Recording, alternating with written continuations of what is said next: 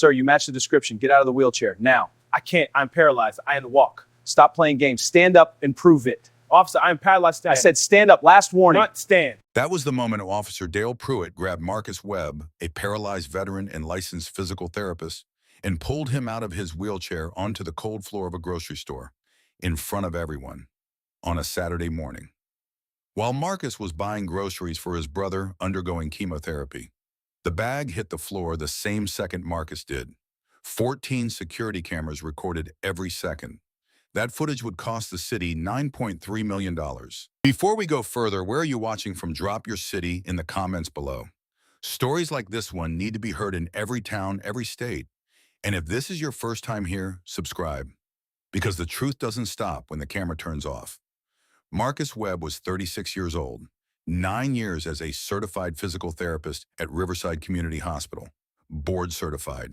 The kind of man who spent his days teaching paralyzed patients how to rebuild their lives from a wheelchair because he had done exactly that himself 4 years earlier after a car accident took the use of his legs and gave him something else instead of reason. Every Saturday morning, same routine.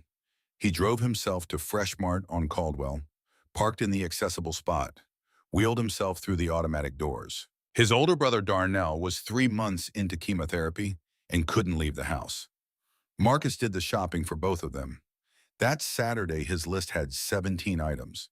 He had already checked off 12. At 11:22 a.m., a store employee called 911. Someone had grabbed a bottle of whiskey from the display near the front entrance and walked out without paying. The description, black, male, dark hoodie using a wheelchair. The dispatcher relayed it to the nearest unit. Officer Dale Pruitt took the call. He did not ask for the suspect's height. He did not ask which direction the person had gone. He did not ask whether store security had reviewed the camera footage. He just drove over. Marcus was in aisle 7 comparing 2 brands of soup when Pruitt pulled into the parking lot. Pruitt walked through the automatic doors and stopped just inside the entrance. His eyes moved across the store, past the checkout lanes, past the produce section, past the end caps, and landed on Marcus Webb at the far end of aisle 7. Black male, dark hoodie, wheelchair. He didn't speak to the employee who had made the call. He didn't ask the manager where the incident had happened. He didn't look up at the security monitor mounted behind the customer service desk, which was showing live feeds from all 14 cameras in the building. He walked straight toward Marcus. Marcus heard the footsteps first. Then he looked up and saw the uniform and the expression that came with it, the kind of expression that had already made a decision before a single word was spoken. "Sir, I need you to step away from the cart." Marcus set down the can of soup. His voice was calm, measured. The voice of someone who had spent 9 years working in hospitals, managing difficult situations, staying steady under pressure. "Is there a problem, officer? You match the description of a theft suspect. I'm going to need to see some ID." Marcus reached into the front pocket of his jacket and pulled out his wallet. He opened it and handed Pruitt his hospital ID card. First the one with his name, his photo, his department, and his credentials printed clearly across the front. Then his driver's license. "My name is Marcus Webb. I'm a physical therapist at Riverside Community Hospital. I've been in this store for about 40 minutes. I had an early shift this morning that ended at 9. You can call the hospital and verify that right now." Pruitt took the license. He did not look at the hospital ID. He held the driver's license for a moment, glanced at it, and handed both cards back. The description matches. Dark hoodie, wheelchair. "Officer, I come to this store every Saturday. Ask anyone at the checkout. I've been a customer here for 3 years." As if on cue, a woman's voice came from the end of the aisle. It was one of the cashiers, a woman named Sandra, who had checked Marcus out more Saturdays than she could count. "Officer, I know him. He shops here every week. He's always here Saturday mornings." Pruitt turned toward her. "Ma'am, I need you to go back to your register." Sandra didn't move immediately. "He's a regular. He's not who you're looking for. Go back to your register, now." She went, but she pulled out her phone before she got there. She wasn't the only one. An older man near the cereal display had already been filming for 90 seconds. A younger woman 2 aisles over had her phone up. Near the front of the store, another customer had turned completely around to watch and was typing something. Marcus kept his voice level. "Officer, I need you to understand something. I am paralyzed from the waist down. I have been for 4 years. I cannot stand. I cannot walk. This wheelchair is not a prop. Pruitt crossed his arms. I've heard that before. My medical records are on file at Riverside. My physician is Dr. Angela Torres. Her office number is on my hospital ID, which you handed back without looking at. Pruitt reached for his radio and called for backup. While they waited, Marcus tried one more time. His voice still steady, but something behind it starting to strain at the edges. Officer, I want you to know that I work with the Americans with Disabilities Act every single day. I help patients understand their rights under that law. What you are doing right now, detaining a person with a documented disability without probable cause, ignoring evidence that contradicts your assumption, that is a violation of federal law. Pruitt looked at him. Are you done? Marcus looked back. I'm just getting started. The backup unit pulled into the parking lot 40 seconds later. The backup officer's name was Torres. He was younger than Pruitt by 4 years and had been on the force for 14 months. He came through the automatic doors and read the scene in about 3 seconds. The cameras, the phones, the cashier standing at the end of the lane, watching the man in the wheelchair who was clearly not running anywhere. He looked at Pruitt. Pruitt looked at him like he needed someone to confirm what he had already decided. He matches the description, Pruitt said. He won't cooperate. Marcus spoke directly to Torres. I have shown him my ID. I have given him my employer's phone number. I have told him I am paralyzed and cannot stand. I have been in this store for 40 minutes, and multiple employees can confirm that. I am not the person you're looking for. Torres said nothing. He was new enough to still be figuring out which situations he was allowed to question. Pruitt stepped forward. Sir, I am placing you under detention. I need you to stand up and come with me. I cannot stand up. Stand up now. I am paralyzed. I have told you this 4 times. Pruitt reached for Marcus's arm. Marcus said, do not touch me. Pruitt grabbed him anyway. What happened next took less than 4 seconds. Pruitt pulled. Marcus's upper body came forward. His legs didn't follow, they couldn't. The wheelchair tipped. Marcus hit the floor of aisle 7 with his left shoulder, taking the impact first, then his hip, then the side of his head catching the edge of the bottom shelf on the way down. The grocery bag on his lap exploded across the tile. Soup cans rolled.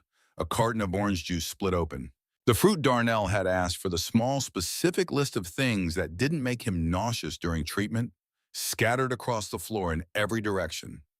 The wheelchair crashed down beside him, one wheel spinning. Someone in the store said, "Oh my God." Someone else said, "Are you serious right now?" Marcus was on the floor, breathing hard, his left shoulder burning, his head ringing. "I told you," he said. His voice was quieter now, not broken, just quiet. "I told you I couldn't stand." Pruitt was already moving to cuff him. He flipped Marcus onto his stomach, Marcus's legs dragging uselessly behind him, pulled his arms back and locked the handcuffs in place. Marcus's face pressed against the cold tile floor of the grocery store where he had shopped every Saturday for 3 years. 14 cameras recorded all of it. The one mounted directly above aisle 7 had a clear downward angle on the entire sequence. The grab, the fall, the wheelchair going over, the cuffs going on. The timestamp in the corner read 11:31 a.m. 4 customers were filming. Sandra, the cashier, had not stopped recording since Pruitt told her to go back to her register. The older man near the cereal display had moved closer to get a better angle. He was 71 years old, a retired postal worker, and his hands were completely steady. Pruitt stood up and looked at Torres. Resisting detention. Torres looked at Marcus on the floor. He looked at the wheelchair on its side. He looked at the legs that had not moved once during any of it. He didn't say anything. Pruitt keyed his radio to report the detention. He was still talking into the radio when Supervisor Janet Carter walked through the automatic doors. Carter was 47 years old, 19 years on the force. She had supervised Pruitt for 2 of them. She had written notes in his file. She had flagged his pattern of rapid escalation twice in the past year. Both flags had gone up the chain and come back down without action. She saw the wheelchair on its side first, then Marcus on the floor, then the phones, then the cashier who was still recording from 30 feet away with an expression on her face that said she had already decided what this was. Carter walked to Pruitt. Her voice was low and completely flat. What happened here? Suspect matched the description. Resisted detention. Carter crouched down next to Marcus. She looked at his legs. She looked at the way they were positioned, the way they had been positioned since he hit the floor unmoved, because there was no muscle control to move them. She stood back up. She picked up the hospital ID card that had fallen from Marcus's wallet when he hit the ground. She read it. All of it this time. She looked at Pruitt. Did you verify anything? Pruitt opened his mouth, closed it. Did you call the hospital? Did you speak to the store manager? Did you look at the security footage before you made contact? The description matched. I made a judgment call. Carter held up the hospital ID. His name is on this card. His employer is on this card. His department is on this card. She looked at him for one more second.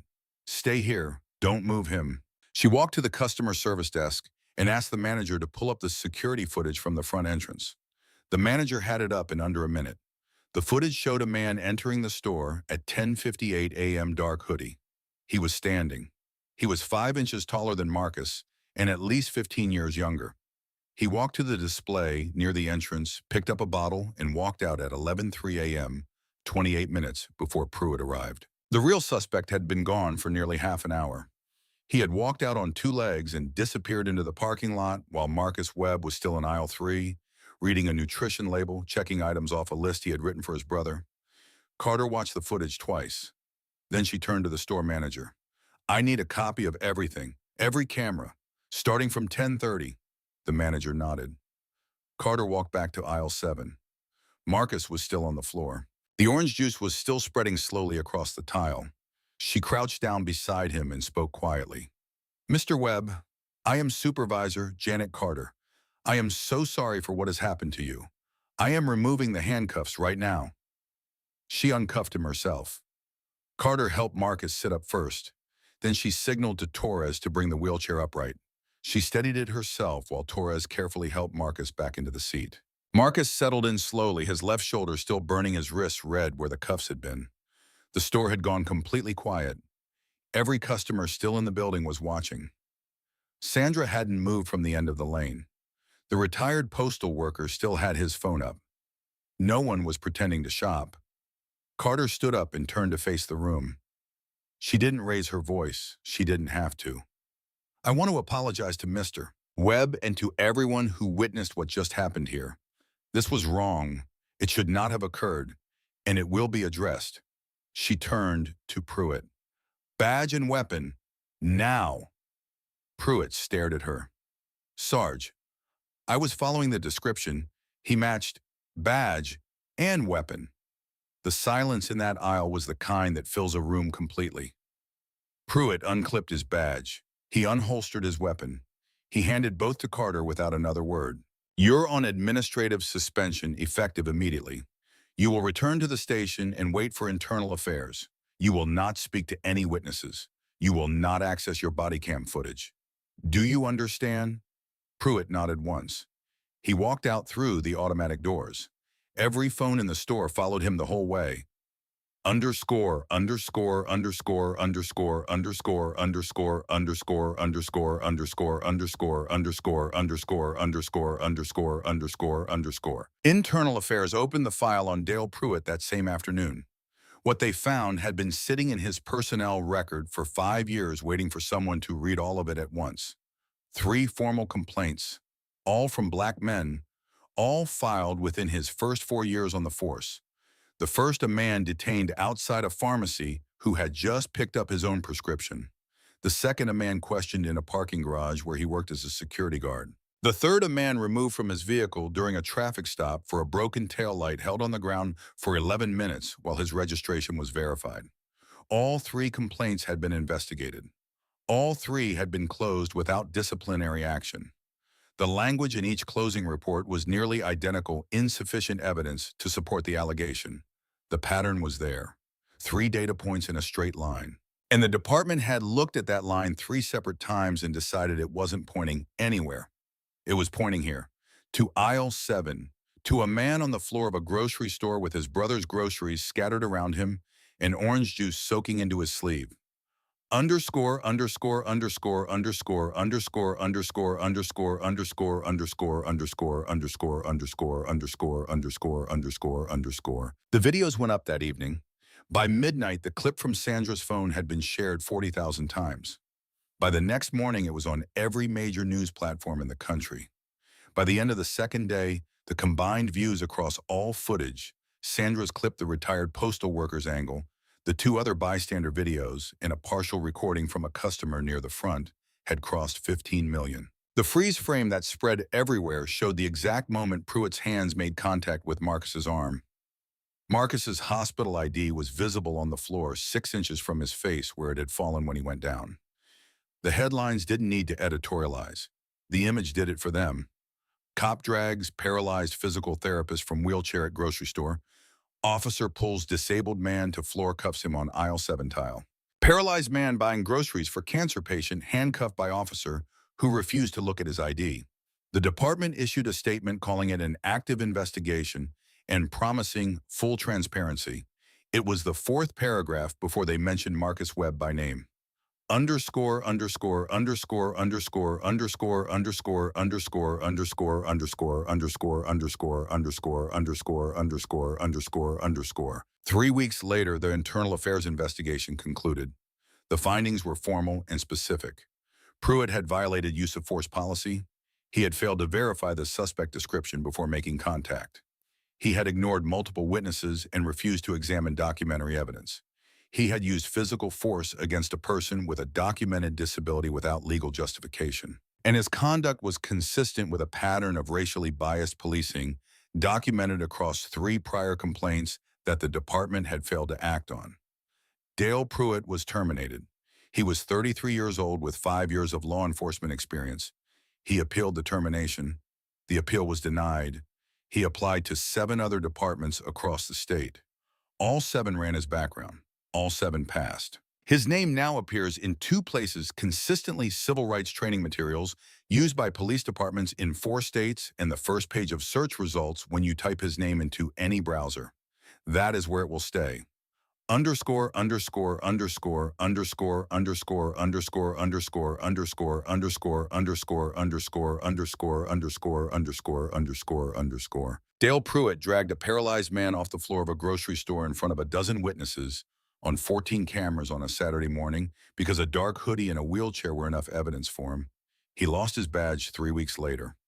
Was that enough? Drop your answer in the comments, because the people who were in that store that morning are still asking the same question. Marcus hired an attorney 4 days after the incident. He didn't have to look far. 3 firms had reached out within 48 hours of the videos going viral. He chose the one that had never lost an ADA case. The lawsuit was filed 2 weeks later. The allegations were precise and documented. Excessive force, unlawful detention, violation of the Americans with Disabilities Act, failure to accommodate a known disability, assault and battery, deliberate indifference to civil rights, and one additional count that the attorney added after reviewing Pruitt's personnel file pattern of racially biased conduct enabled by institutional negligence. That last count was aimed not just at Pruitt. It was aimed at every supervisor who had read those 3 prior complaints and signed the bottom of a form that said no action required. The city's legal team reviewed the evidence package: 14 camera angles, 4 bystander videos, 6 witness statements. Marcus's complete medical history documenting 4 years of paralysis. His employment records showing he had clocked out of Riverside Community Hospital at 9:04 that morning. The store's loyalty card data showing his purchase history, 51 visits to that same Fresh Mart location over 3 years. And the front entrance footage. The real suspect, walking out on 2 working legs at 11:03 a.m. The city's attorneys made the decision that any reasonable legal team would make when the evidence is that complete, and the jury pool will include people who watched the video 15 million times. They settled $9.3 million, one of the largest ADA-related excessive force settlements in the state's history. The city did not admit wrongdoing in the settlement language. The footage admitted it for them.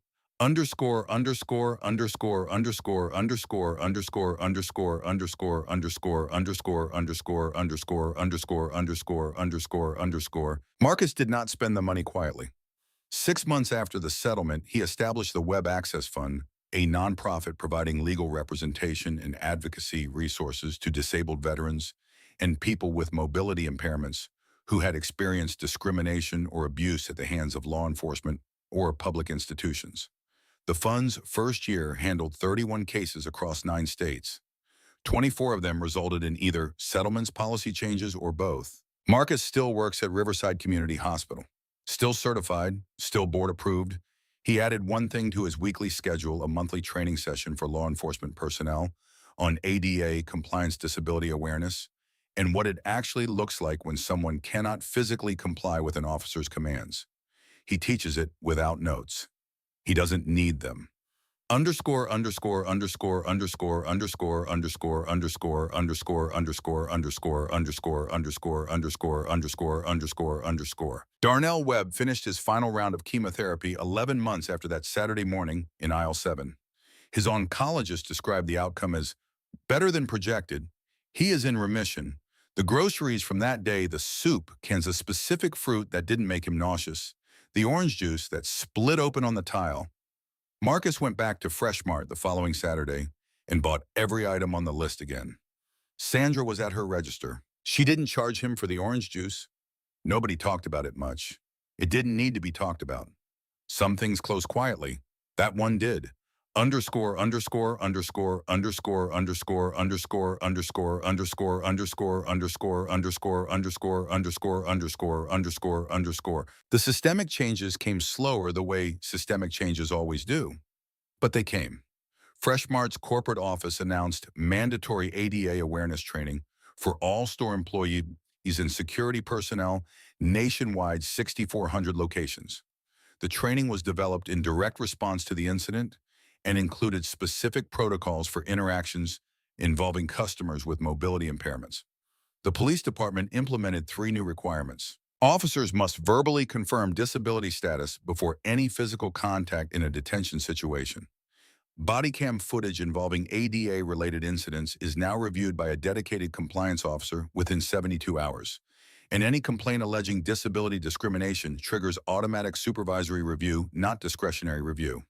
Automatic. 3 officers with complaint histories flagged as similar to Pruitt's were removed from active patrol and reassigned to administrative roles pending full review. 2 of them are no longer with the department.